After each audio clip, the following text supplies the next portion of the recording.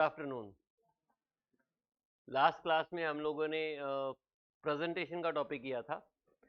Presentation में हम लोगों ने time series, textual presentation, tabular presentation and then diagrammatic presentation की बात की थी। डायग्रामेटिक प्रेजेंटेशन में हमने डायग्राम्स में जो प्रेजेंटेशन होगी वो डाटे की, टाइम सीरीज डाटे की प्रेजेंटेशन डायग्राम्स में होगी, और जो डाटा टाइम सीरीज से रिलेटेड नहीं होगा उसकी ग्राफिकल यानी कि ग्राफ में प्रेजेंटेशन होगी। डायग्रामेटिक प्रेजेंटेशन में हमने तीन तरीके के डायग्राम पढ़े थे। एक लाइन डायग्राम था, एक बार डायग्राम्स में हम लोगों ने डाटे की प्रेजेंटेशन की थी, और तीसरा था पाई चार्ट। पाई चार्ट हालांकि मैंने आपको बोला था कि आप पढ़ के आना, लेकिन मैं आपको एक जल्दी से इसको बता देता हूं। पाई चार्ट में डाटा जो प्रेजेंट किया जाता है ना, एक सर्कुलर फॉर्म में डाटे को हम प्रेजेंट करते हैं। ये पाई चार्ट हम तब इस्तेमाल करते हैं जब किसी चीज के बहुत सारे कंपोनेंट होते हैं। सपोज करो, मैं आपको एग्जांपल देता हूं कि मान लीजिए आप किसी चीज की कॉस्ट कैलकुलेट कर रहे हो। कॉस्ट में मटेरियल, मान लीजिए आपका जो मटेरियल कॉस्ट है उसमें आप यहाँ पर 10,000 मटेरियल कॉस्ट का लगा, उसमें लेबर कॉस्ट आपकी आई मान लीजिए 15,000 आपकी लेबर कॉस्ट है, और फैक्ट्री के खर्चे हैं, फैक्ट्री ओवरहेड्स बोलते हैं, फैक्ट्री के खर्चे को ना ओवरहेड्स बोला जाता है, उसका 5,000 का खर्चा है, और आपके जो अदर एक्सपेंडिचर हैं वो आपके हो गए 5,000, 15,000 अगेन। तो टोटल कितना खर्चा आ गया? 45,000। अब 45,000 आपका टोटल एक्सपेंडिचर है ऑन समथिंग।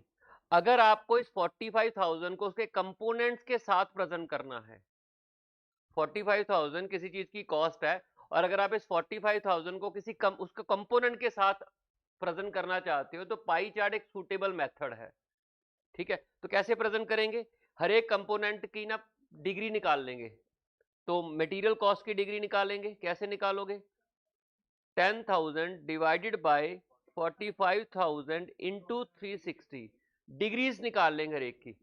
इसकी डिग्री आ जाएगी, और बताइए कितनी डिग्री आएगी?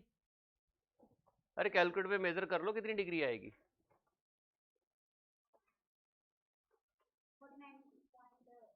50 कर लेते हैं।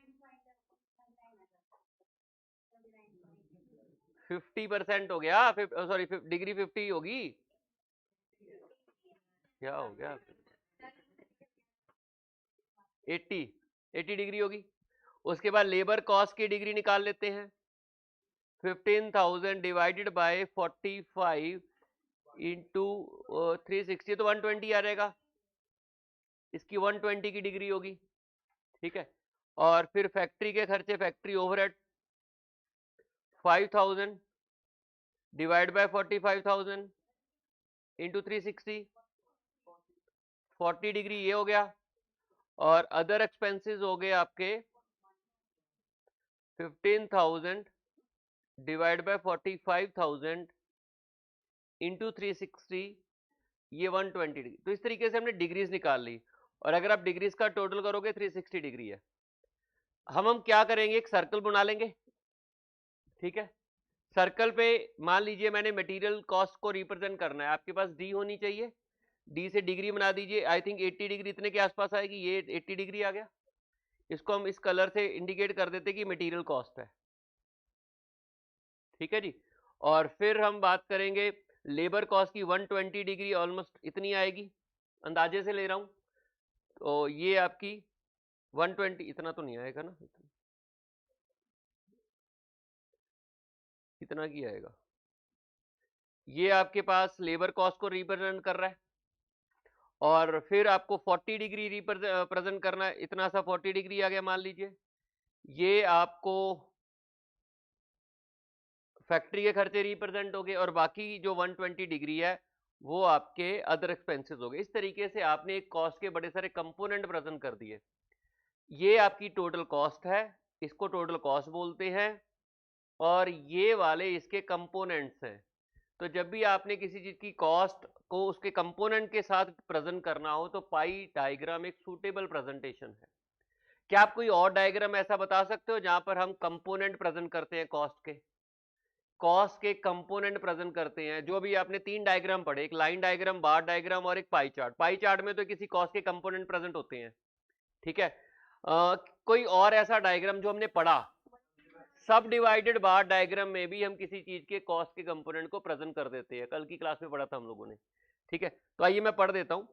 पाई diagram is a circular diagram, एक सर्कुलर डायग्राम है, why it's called circle, circle में प्रेजेंट करते हैं, whose area proportionately divided into various component of a given variable। जिस चीज को भी प्रेजेंट करना है उसके कंपोनेंट में उस एरिया को डिवाइड कर देते हैं डिग्रीज निकाल के। ठीक है, the circle is divided into as many part as there are component. 4 component थे तो 4 पार्ट्स में उस सर्कल को ने डिवाइड कर लिया by drawing straight lines from the centre of the circumference. Divided bar chart और percentage bar diagram are constructed for comparing different component of a variable and also relating to the component relating the component to the whole के साथ भी हम component को compare करते हैं, हमें पता लग गया कि टोटल में से कितना कितना खर्चा किस किस कंपोनेंट के ऊपर खर्च हुआ है। This is bar diagram. Clear है? ये इन्होंने एक एग्जांपल भी दिया हुआ है, ये देखिए टोटल सरकार का रेवेन्यू है, सरकार कहां कहां से पैसा कमाती है, ये टोटल रेवेन्यू। नीचे कस्टम से इतना, कस्टम क्या होता है मान लो, मालूम है कस्टम क्या होता है? इनको बुलाना जी, कस्टम क्या होता है? कस्टम क्या होता है? रीति रिवाज नहीं होता, ये टैक्स है। कस्टम एक टैक्स है, जब गुड्स इंपोर्ट होते हैं ना तो कस्टम ड्यूटी लगती है। बेसिकली कस्टम के साथ ड्यूटी आनी चाहिए थी, कस्टम ड्यूटी है ये। जब भी कंट्री के बाहर से माल आता है तो उस पर जो इंपोर्ट एक्सपोर्ट टैक्स लगता है ना, उसको कस्टम ड्यूटी बोलते हैं।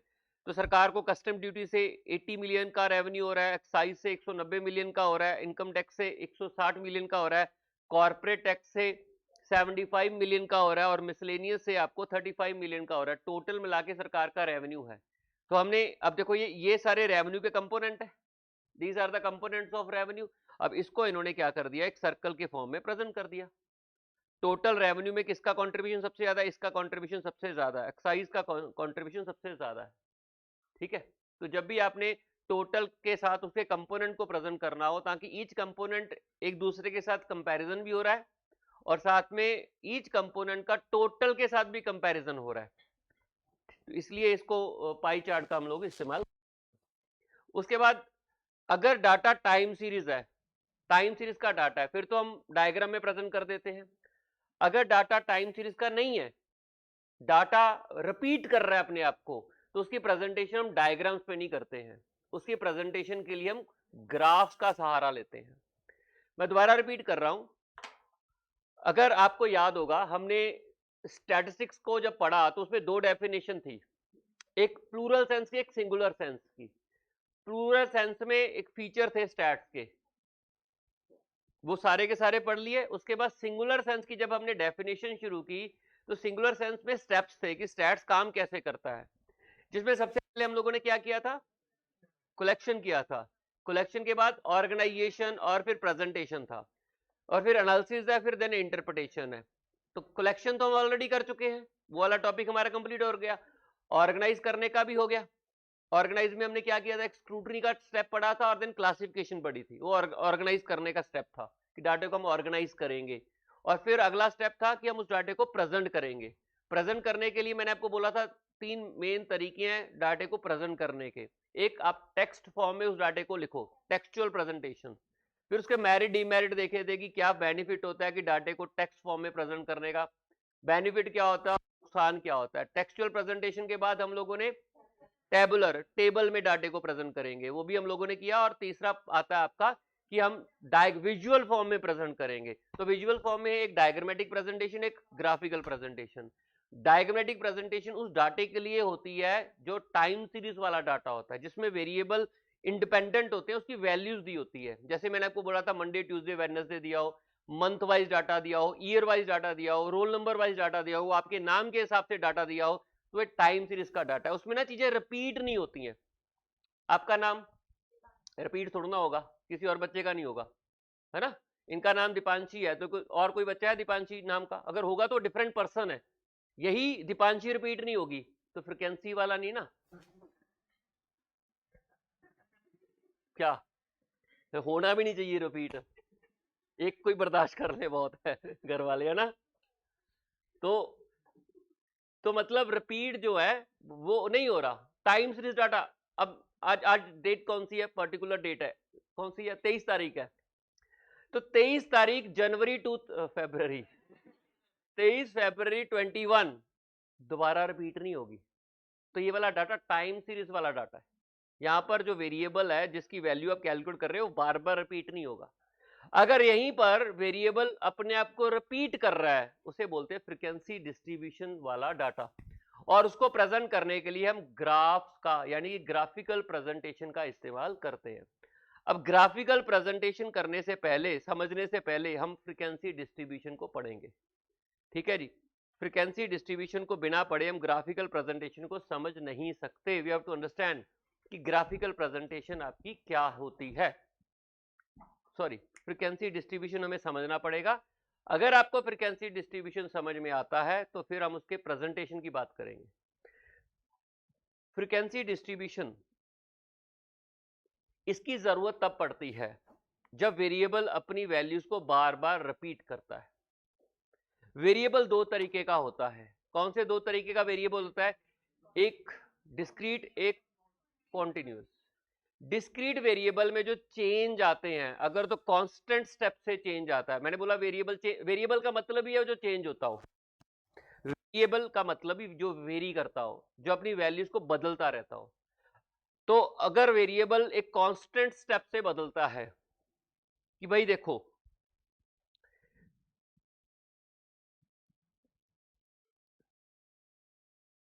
ये देखिए, मान लीजिए वेरिएबल है ये, इसमें जो चेंज आ रहा है कांस्टेंट स्टेप से आ रहा है, चेंज आ रहा है लेकिन कांस्टेंट स्टेप से आ रहा है, इसे बोलते हैं डिस्क्रीट वेरिएबल। अगर ये बड़ा स्टेप भी मारेगा ना तो इसके अंदर भी कांस्टेंट स्टेप ही होंगे। ये वेरिएबल होता है डिस्क्रीट वेरिएबल जिसमें बदलाव जो आता है एक कांस्टेंट स्टेप से आता है।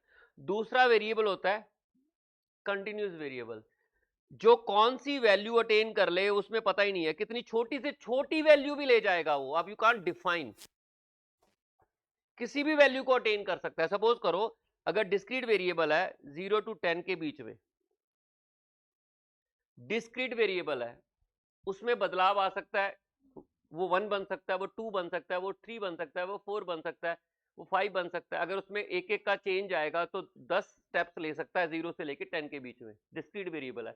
अगर उसमें 0.55 का डिफरेंस, मिनिमम स्टेप उसका 0.55 का है, वो 20 स्टेप्स ले सकता है 0 to 10 के बीच में। अगर उसका जो मिनिमम स्टेप 0.25 का है तो वो कितने स्टेप ले सकता है? 40 स्टेप्स ले सकता है। क्लियर है? कांस्टेंट है, मनमर्जी की वैल्यू नहीं अटेन कर सकता। लेकिन जो कंटिन्यूस वेरिएबल है वो कोई भी वैल्यू ले सकता है 0 to 10 के बीच में, कोई भी सोच लो आप, 0.1111 सोच लो, वो एनी वैल्यू को अटेन कर लेगा, इसलिए वो कंटिन्यूस वेरिएबल है। क्लियर है? एग्जाम्पल है कंटिन्यूस वेरिएबल का, कोई भी बता सकते हो any example of continuous variable? Temperature, आज का टेम्परेचर कितना है? डिग्री सेल्सियस में किसी भी पॉइंट में जा सकता है, परसेंटेज भी हो सकती है, किसी चीज की परसेंटेज पॉइंट्स में जा सकती है, परसेंटेज नहीं हो सकती। Percentage is a discrete variable. Reason क्या है? अगर आपके कांस्टेंट स्टेप होता है उसमें, जैसे अगर आपके 500 में से मार्क्स काउंट कर रहे हैं तो 5 नंबर जो है वो आपके क्या होंगे, एक कांस्टेंट किसको रिप्रेजेंट करेंगे? 5 नंबर, 50 नंबर 10% को रिप्रेजेंट करेंगे और 1% को 5 नंबर रिप्रेजेंट करेंगे। और अगर आपके यहाँ तो आपके नंबर 5 आएंगे या 6 आएंगे या 7 आएंगे, 5.25 थोड़ा ना आ जाएंगे, 5.17 थोड़ा ना आएंगे, तो परसेंटेज में कांस्टेंट चेंज रहता है। देखो एक बात समझो, आपके मान लीजिए इन्होंने कहा परसेंटेज, परसेंटेज में आपका स्टेप कांस्टेंट रहता है, छोटा जरूर होता है लेकिन कांस्टेंट होता है। सपोज करो आपके 500 में से 490 आ गए, कितने परसेंट बने?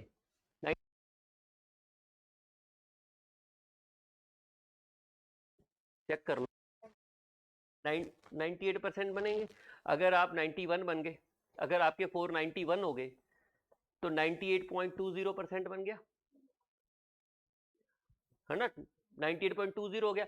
अगर आपके मार्क्स 92 हो गए, 492 हो गए तो 98.40 हो गया। तो कांस्टेंट स्टेप है ना, एक एक नंबर से 0.20 का कांस्टेंट स्टेप, इसलिए वो डिस्क्रीट वेरिएबल है।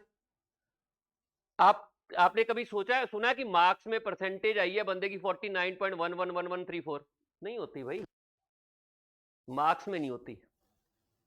अगर वेरिएबल, परसेंटेज इटसेल्फ कोई वेरिएबल थोड़ी ना है, परसेंटेज तो वेरिएबल परसेंटेज है। कोई वेरिएबल को टोटल के साथ कंपेयर किया, 100 से मल्टीप्लाई कर दिया, परसेंटेज आ गई।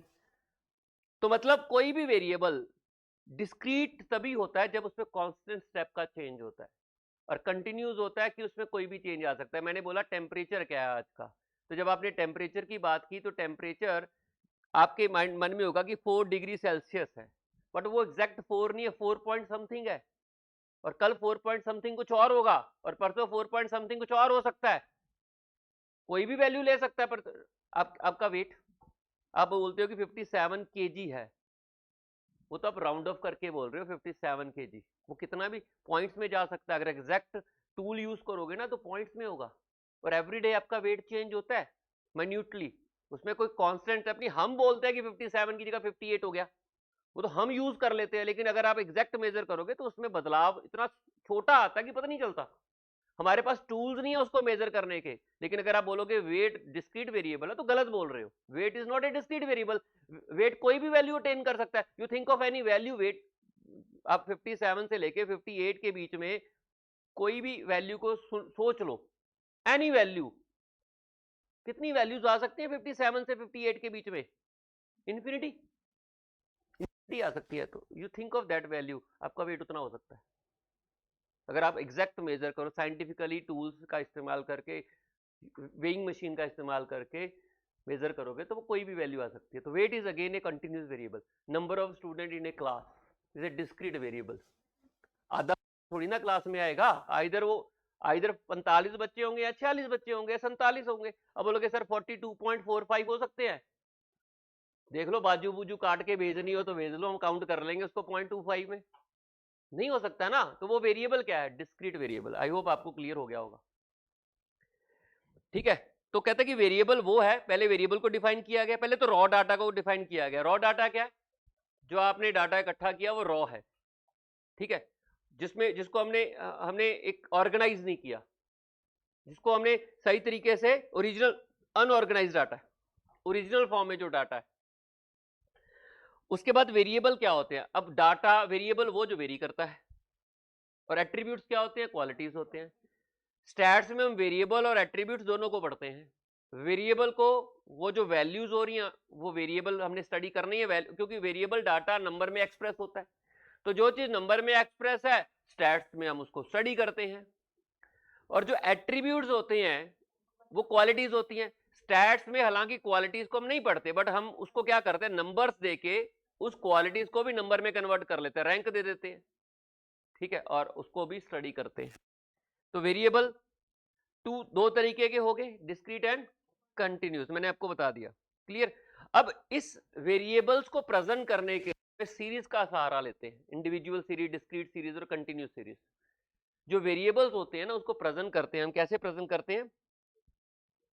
सीरीज के रूप में, individual series, discrete and continuous. जो तो वेरिएबल डिस्क्रीट है उसको या तो इंडिविजुअल सीरीज में प्रेजेंट कर देते हैं या डिस्क्रीट सीरीज में प्रेजेंट करते हैं। जो कंटिन्यूस वेरिएबल है उसको प्रेजेंट करते हैं हम लोग, जो कंटिन्यूस वेरिएबल है उसको प्रेजेंट करते हैं हम लोग कंटिन्यूस सीरीज में। सीरीज क्या है? It is a way of presentation. Tabular form में हम चीजों को प्रेजेंट करते हैं, वो सीरीज बना देते हैं। कहते raw data is classified into series. Series refer to those data which are presented in some order and sequence. सवाल आता है कि डाटे को सीरीज में क्यों प्रेजेंट किया जा रहा है? आपने डायग्राम बनाना है, ग्राफ बनाना है, उसके ऊपर कैलकुलेशन करनी है, उसका मीन निकालना है, उसकी डिस्पर्शन निकालनी है, आपने उसका कोरिलेशन निकालनी है, रिग्रेशन निकालनी है, टाइम सीरीज में उसको यूज करना है। तो we have to present data in a particular series. किसी सीक्वेंस में प्रेजेंट करना मतलब सीरीज में प्रेजेंट कर रहे हो। I make you stand in the line, in stand ascending और डिसेंडिंग ऑर्डर, तो वो सीरीज है, ठीक है। तो उसमें डिसीजन लेने में इजी रहता है। अब जो सीरीज बनाने का जो तरीका होता है वो डिपेंड करता है कि वेरिएबल कैसा है। अगर वेरिएबल डिस्क्रीट है तो सीरीज अलग तरीके से प्रेजेंट कर दो, और कंटिन्यूस है तो उसमें क्लास इंटरवल कर दो, ठीक है। तो series refer to those data which are presented in some order and sequence. Arrangement of data in different classes according to the given order is called series. एक पर्टिकुलर ऑर्डर में particular system में हम जब डाटे को arrange कर देते हैं वो सीरीज होती हैं, ठीक है। अब बोलोगे सर टाइम सीरीज डाटा भी सीरीज में होता है, बिल्कुल सीरीज में ही तो होता है, वो एक तरफ ईयर लिख दो, दूसरी तरफ उसका एक प्रेजेंटेशन है, तो सीरीज बेसिकली प्रेजेंटेशन है। बट सीरीज जो चीज है ना वो ज्यादातर फ्रीक्वेंसी डिस्ट्रीब्यूशन वाले डाटे के साथ यूज होती है, क्योंकि वो डाटा रिपीट कर रहा होता है, तो वहां पर हम लोग सीरीज का ज्यादा इस्तेमाल करते हैं। और अगर टाइम सीरीज का डाटा है तो ऑटोमेटिकली वो सीरीज के फॉर्म में ही होता है, क्योंकि अगर आप मान लो आप लिखोगे कंट्री वाइज आउट जीडीपी, तो कंट्रीज लिख दी आपने, और उसके सामने जब जीडीपी लिखोगे तो ऑटोमेटिकली सीरीज बन जाएगी, तो वहां कुछ एफर्ट नहीं करने पड़ते सीरीज बनाने के लिए। लेकिन जो इतना ज्यादा रिपीट करता है तो वहां आपको इंटेंशनली एफर्ट्स करने पड़ते हैं सीरीज बनाने के, इसलिए यहां पर ये टॉपिक इंपॉर्टेंट हो जाता है। इसलिए जब हमने टाइम सीरीज डाटा की बात की थी तो सिर्फ उसकी क्या प्रेजेंटेशन थी, डायग्राम बना दिए थे हमने, उसको सीरीज में कोई बहुरानी की सीरीज में प्रेजेंट करो, अरे भाई ऑटोमेटिकली सीरीज में होता है, ठीक है, यहां पर डाटा सीरीज में नहीं होता। तो कहते हैं कि सीरीज कितनी टाइप की है, एक इंडिविजुअल सीरीज है और दूसरी क्या सीरीज है, फ्रीक्वेंसी सीरीज। इनको बुलाना जरा पीछे से, यहां पर दिख रहा है तो वो आप कहां देख रहे हो, टीचर को भी देखो, जरूरी है तभी समझ में आएगा, नहीं तो ध्यान इधर उधर चला जाता है ना। जब आप मूवी देखते हो तो कभी ऐसा होता है कि मूवी में हीरो हीरोइन या जो भी कैरेक्टर्स होते हैं उनको ना देखो और इधर उधर गर्दन घुमाते रहो, क्या आपको स्टोरी समझ में आएगी, नहीं आती ना। जब तक हम देखना, अगर मुझे काम भी करना पड़े तभी पॉज करते हैं, अगर बात करनी है पॉज करते हैं, अभी नहीं सीन नहीं निकलना चाहिए, तो यहाँ तो सीन ही निकले जा रहे हैं, ठीक है। तो पिक्चर में मूवी पे पूरा ध्यान होना चाहिए। चलिए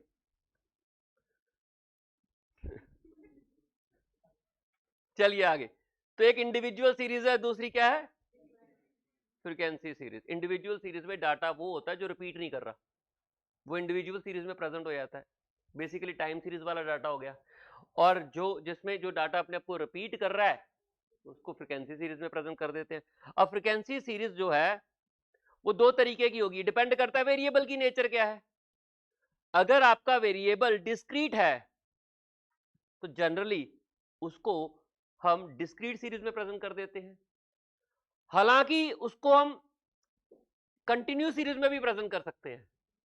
डिस्क्रीट वेरिएबल एक ऐसा वेरिएबल है जिसको आप किसी टाइप की सीरीज में प्रेजेंट कर दो। आपके मन में डाउट होता होगा कि कंटिन्यूस सीरीज का मतलब वो सीरीज जो कंटिन्यूस वेरिएबल के लिए बनी हुई है, जरूरी नहीं है। डिस्क्रीट वेरिएबल दोनों टाइप की सीरीज में प्रेजेंट हो जाता है, आप उसको डिस्क्रीट सीरीज में प्रेजेंट करो तो भी हो जाएगा, अगर आप उसको कंटिन्यूस सीरीज में प्रेजेंट करो तो भी हो जाएगा, मैं दिखाऊंगा आपको करके। लेकिन जो कंटिन्यूस वेरिएबल है वो सिर्फ कंटिन्यूस सीरीज में प्रेजेंट होगा, ठीक है। तो कहते हैं कि अगर आपका वेरिएबल डिस्क्रीट है तो उसको डिस्क्रीट सीरीज में बोलो, उसको फ्रीक्वेंसी एरे भी बोलते हैं, उसको अनग्रुप्ड फ्रीक्वेंसी डिस्ट्रीब्यूशन भी बोलते हैं, या ग्रुप नहीं बनाए होते। और अगर डाटा में ग्रुप बने हो तो उसको ग्रुप्ड फ्रीक्वेंसी डिस्ट्रीब्यूशन बोलते हैं। ग्रुप का मतलब बेसिकली यहाँ क्या है, क्लास इंटरवल से है। अगर आप डाटे को क्लास इंटरवल में प्रेजेंट करते हो तो it's called group frequency distribution, और अगर एज सच वेरिएबल को प्रेजेंट करते हो उसके सामने फ्रीक्वेंसीज लगा देते हो तो उसको बोलते हैं अनग्रुप्ड फ्रीक्वेंसी डिस्ट्रीब्यूशन। मैं आपको एग्जांपल देता हूं, देखिए मैं एक डाटा इकट्ठा कर रहा हूं, आप नंबर बोलते जाना, यहां से शुरू करते हैं ना, मार्क्स। आप लोग 1 to 30 के बीच में कोई भी मार्क्स बोलिए, यहां से शुरू करते हैं, बोलिए। रिपीट होता कोई चक्कर नहीं, जो आपका फेवरेट है वो बोल दो।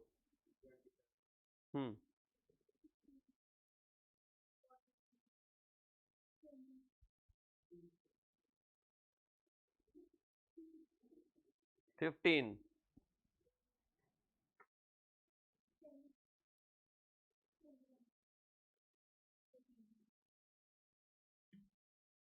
आप रह गए कि बोल दिया, अच्छा।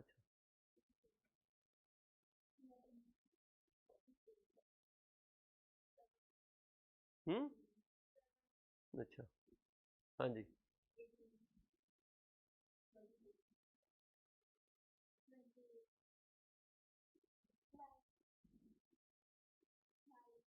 रिपीट भी कर रहे हो, हर बच्चा अपना अपना ही बोलता जा रहा है, फायदा क्या हुआ।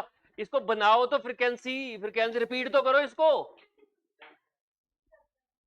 हैं रिपीट करो इसको, तभी फ्रीक्वेंसी डिस्ट्रीब्यूशन बनेगा। आप अलग अलग बना रहे हो अपना ही। हाँ जी, हाँ लास्ट।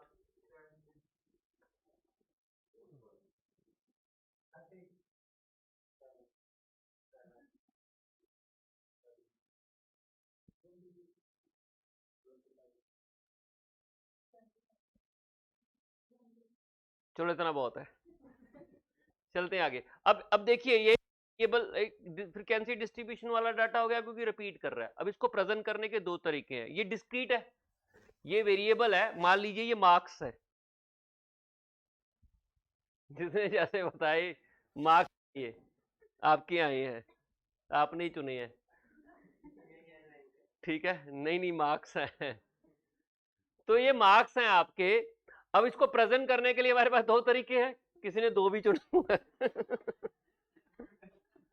ये मार्क्स हैं, तो इसको प्रेजेंट करने के लिए हमारे पास दो तरीके हैं। इसको डिस्क्रीट सीरीज में प्रेजेंट कर लो और दूसरा इसको कंटिन्यू सीरीज में। पहले डिस्क्रीट सीरीज की बात करता हूं। ये डिस्क्रीट वेरिएबल है ना, ये तो मान रहे हो डिस्क्रीट वेरिएबल। मैं इसे दोनों तरीके से प्रेजेंट कर रहा हूं। पहले मैं डिस्क्रीट वेरिएबल के रूप में प्रेजेंट करता हूं, तो मार्क्स को लिख रहा हूं। सबसे छोटा मार्क्स क्या है और उससे बड़ा 7, उसके बाद 9 10 11 अच्छा 12 13 14। एक मिनट यार, इसको ना थोड़ा सा ठीक करते हैं दोबारा से।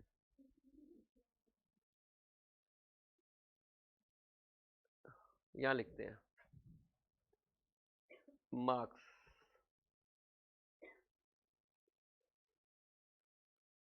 सबसे पहले हाँ जी 7 9 10 11 12 13 14 15। मैं गिनती लिख देता हूँ अगर गिनती लिखनी है तो। 16 17 18 19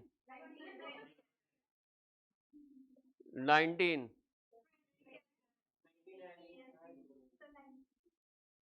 20 21 20 24 25 26 28 29। ठीक है, अब ये मैंने वेरिएबल्स की वैल्यू लिख दी आपके सामने। ये फ्रीक्वेंसी अपने डिस्ट्रीब्यूशन का डाटा है, क्योंकि यहाँ पे वेरिएबल अपने आप को रिपीट कर रहा है। अब क्योंकि ये डिस्क्रीट है तो मैं इसको डिस्क्रीट सीरीज में प्रेजेंट कर रहा हूं। अब मुझे टैली बार लगाने पड़ेंगे। टैली बार इंडिकेट करेंगे कि वेरिएबल की वैल्यू कितनी बार रिपीट हुई है। देखो सबसे पहले 25 आया, 25 के सामने एक टैली बार लगा दिया मैंने, ठीक है। फिर 27 आया, 27 के सामने मैंने एक टैली बार और लगा दिया। फिर 16 आया, 16 के सामने एक टैली बार लगा दिया। फिर 14 आया, 14 के सामने टैली बार लगा दिया। टैली बार का मतलब रिपीट कितनी बार हो रहा है वो वैल्यू। फिर उसके बाद 20 के सामने, और फिर 2 के सामने। फिर उसके बाद 15 के सामने मैंने टैली बार लगा दिया। फिर 29 के सामने एक बार टैली बार लगा दिया। 13 के सामने एक बार टैली बार लगा दिया। 16 के सामने 2 बार हो गया। 10 अच्छा 10 रह गया ना, 10 29 हो तो गया, 29 दो हो गए।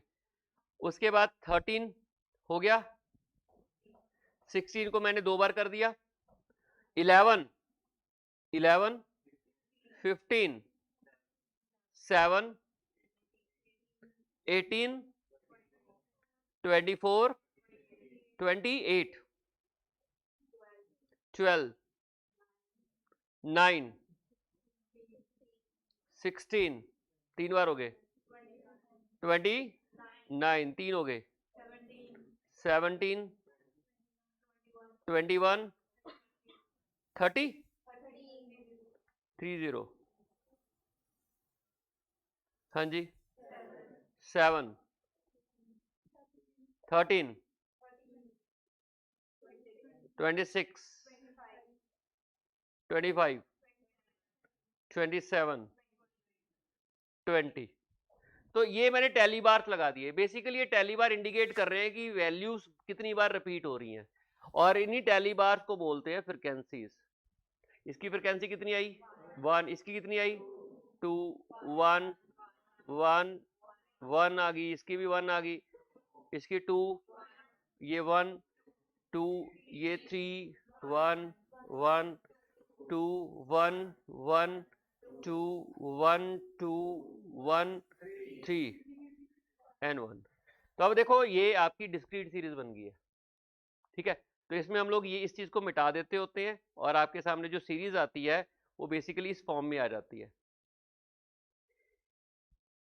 तो जो फ्रीक्वेंसी डिस्ट्रीब्यूशन वाला डाटा इस फॉर्म में हम प्रेजेंट करते हैं डिस्क्रीट सीरीज में। इसको अनग्रुप्ड बोल रहे हैं क्योंकि यहाँ हमने कोई ग्रुप वगैरह नहीं बनाया। हाँ, तो नंबर तो कांस्टेंट स्टेप से ही चेंज होगा, आइदर इज 2 और 3। चेंज होना जरूरी नहीं है, लेकिन मिनिमम स्टेप होता है उसमें। अगर मान लो एक नंबर को चेंज करना चाहते हो तो मिनिमम स्टेप तो 1 का है ना, यहाँ पर आप चाहे 5 स्टेप इकट्ठे ले लो, उस मिनिमम से छोटा नहीं आएगा। किसी बच्चे ने 2.25 थोड़ा ना बोला है, तो मिनिमम स्टेप है 1 का। डिस्क्रीट सीरीज का मतलब है एक मिनिमम स्टेप होता है, उससे नीचे नहीं ले सकते आप स्टेप, उससे बड़ा तो ले ही सकते हो। मैंने आपको बोला नहीं था आप ऐसे ऐसे चेंज करो, लेकिन ऐसे भी चेंज करोगे तो भी उसमें कई सारे स्टेप होंगे। तो डिस्क्रीट सीरीज का मतलब ये नहीं है कि हर वैल्यू कांस्टेंट से ही चेंज होगी, मिनिमम स्टेप होगा। आप कई सारे मिनिमम स्टेप इकट्ठे ले सकते हो। अब किसी ने 1 बोला, किसी ने 30 बोल दिया,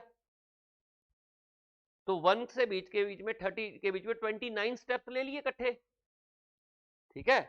छोटा स्टेप डिफाइंड होता है और उसी के मल्टीपल में स्टेप होते हैं। तो डिस्क्रीट हो गया। अगर मैं इसको, अब मैंने यहां पे कोई ग्रुप नहीं बनाए, अब सेम डाटे को मैं कंटिन्यूस में भी प्रेजेंट कर सकता हूं। मैडम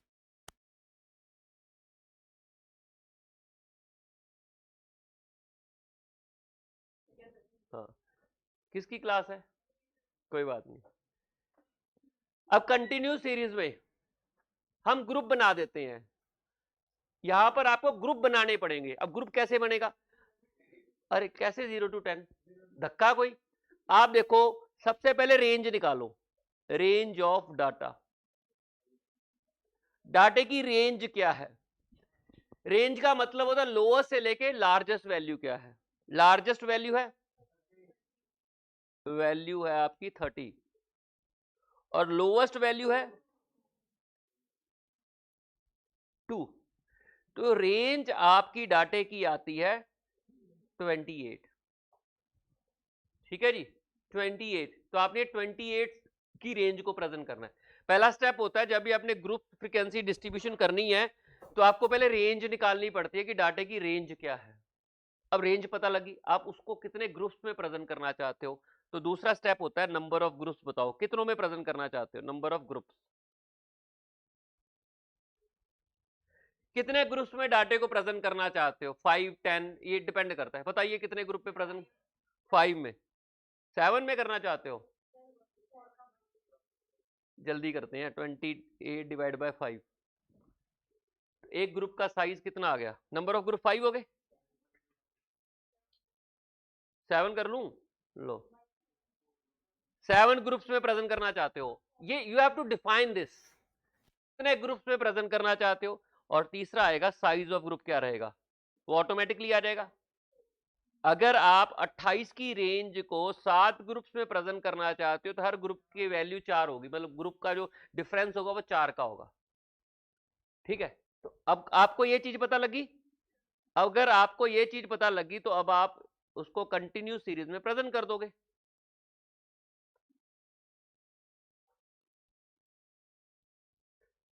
इधर ग्रुप बना रहा हूं मैं, आप मार्क्स, लोएस्ट वैल्यू क्या है 2 से स्टार्ट हो रहा है, लोएस्ट ली थी ना 2 से लेके 4 का गैप